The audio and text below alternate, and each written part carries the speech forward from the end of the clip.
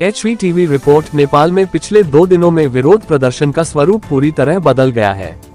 सोमवार को राजधानी काठमांडू की सड़कों पर स्कूल और कॉलेज के छात्र सोशल मीडिया बैन के खिलाफ प्रदर्शन कर रहे थे, लेकिन सिर्फ 24 घंटे में ही यह स्थिति हिंसक मोड़ लेने लगी। मंगलवार को प्रदर्शनकारी हथियारों से लैस होकर उग्र रूप में सामने आए। अज्ञात हथियारबंद लोग विरोध प्रदर्शन का हिस्सा बनकर सरकार के खिलाफ हिंसा का रास्ता अपना रहे हैं। जानकारों का मानना है कि नेपाल में यह अराजकता कुछ स्वार्थी समूहों और राजनीतिक नेताओं द्वारा भड़काई जा रही है, जो इस माहौल का फायदा उठाकर सत्ता परिवर्तन की कोशिश कर रहे हैं। विरोध प्रदर्शन की आड़ में औद्योगिक संस्थानों, सरकारी दफ्तरों और थानों पर हमले किए जा रहे हैं। मॉल्स और बैंकों में घुसकर लूटपाट की घटनाएं सामने आई।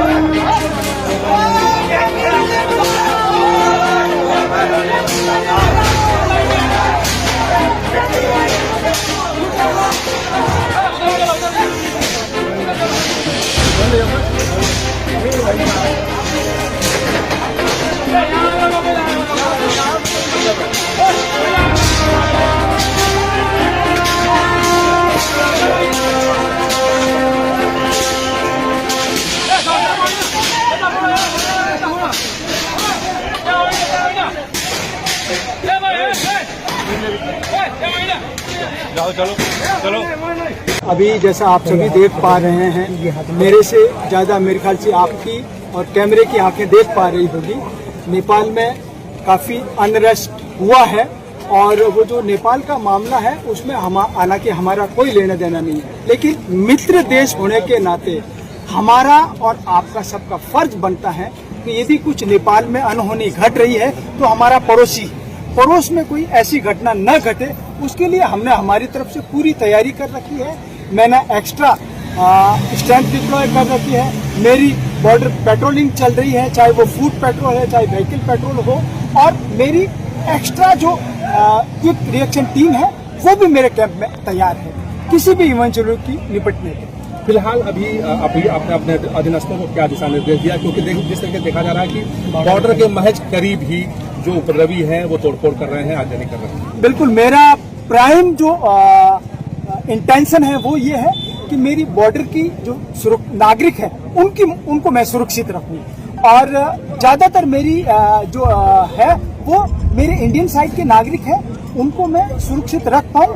बाय द सेम टाइम मेरा ये ध्येय भी रहता है कि मेरे पड़ोसी देश के जो बॉर्डर के लोग हैं वो भी सुरक्षित रहें, उनको भी किसी तरह की कोई जनहानि ना होने पाए। जो भारतीय हैं सर, वो इंडियंस में नेपाल में रहते हैं, उनको लेकर के जो भी भाग के आ रहे हैं, उनको देखते हुए आपकी क्या हुआ? यस, हमने बिल्कुल, मेरे जो काउंटर पार्ट है APF के थ्रू मैंने संदेशा भिजवाया है कि वहाँ यदि कोई ऐसे इंडियन नागरिक फंसे हुए हैं तो उनको आप बॉर्डर की तरफ ले आइए ताकि वो अपने घर में सुरक्षित जगह पे आ सके।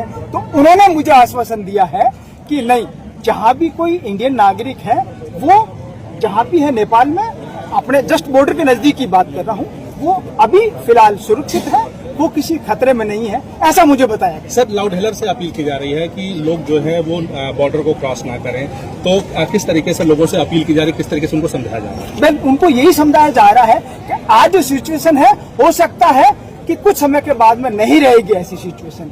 तो अभी समय कैसा भी हो, अच्छा हो बुरा हो, समय गुजर जाता है, समय नहीं रुकता है।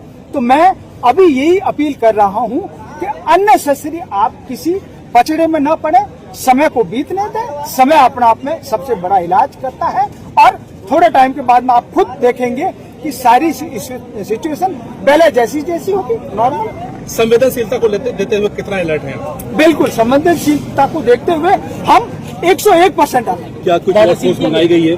आपने कुछ और फोर्स की मांग की है यहाँ पर एसएसबी के तहत? बाकी और पुलिस को आपका कोऑर्डिनेशन कैसा है यहाँ पर? यस, पुलिस के साथ एसपी बहराइच से भी मेरी बात हुई है और एसपी बहराइच ने भी अपनी फुल फोर्स यहाँ लगाई है और मेरी जितने भी स्ट्रेंथ है सारी की सारी बॉर्डर पे अवेलेबल है।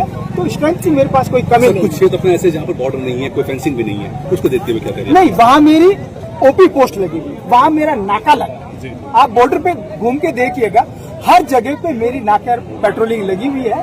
तो हम सबकी सुरक्षा के लिए खड़े हैं, किसी तरह का कोई ऐसा मिस हैपनिंग नहीं होने देंगे। Thank you.